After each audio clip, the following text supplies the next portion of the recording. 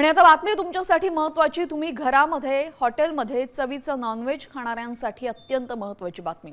कारण की रस्त्यावर पडलेलं चिकन तुमच्या ताटात तर येत नाही ना, असा सवाल उपस्थित झालेला आहे। असं आम्ही का म्हणतोय त्यासाठी हा व्हिडिओ तुम्ही काळजीपूर्वक पहा।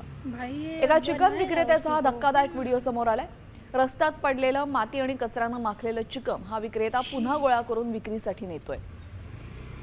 हा संतापजनक प्रकार कॅमेऱ्यात कैद झालाय। हा सर्व प्रकार पिंपरी चिंचवडमधल्या वाकडमध्ये घडलेला आहे। नागरिकांच्या जीवाशी खेळणाऱ्या या विकृत प्रकारामुळे नॉनव्हेज प्रेमींमध्ये तीव्र संतापाची लाट आहे। आपल्यासोबत आमचे प्रतिनिधी गोपाळ मोटघरे जोडले गेलेले आहेत। गोपाळ, अत्यंत घृणास्पद ही गोष्ट आपल्या समोर आलेली आहे। या संदर्भातली अधिक माहिती, काही कारवाई होणार आहे का? मध्ये एक चिकन विक्रेता चिकन वाहून नेताना दिसत आहे आणि त्याच्या तो जेव्हा चिकन वाहून नेत होता त्या दरम्यान त्याच्या एका पिशवीतून चिकन अचानक खाली पडलं। मात्र त्यांनी ते चिकन तिथे टाकून द्यायला होतं, मात्र तो चिकन गोळा करून पुन्हा विक्रीसाठी घेऊन जाताना दिसतोय। एकूणच हा एक प्रकारे नागरिकांच्या आरोग्याशी खेळण्याचा प्रकार आहे।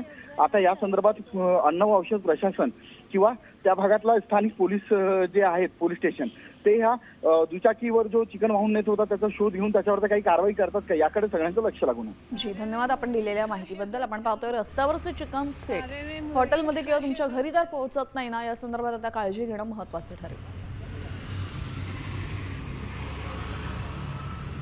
भाई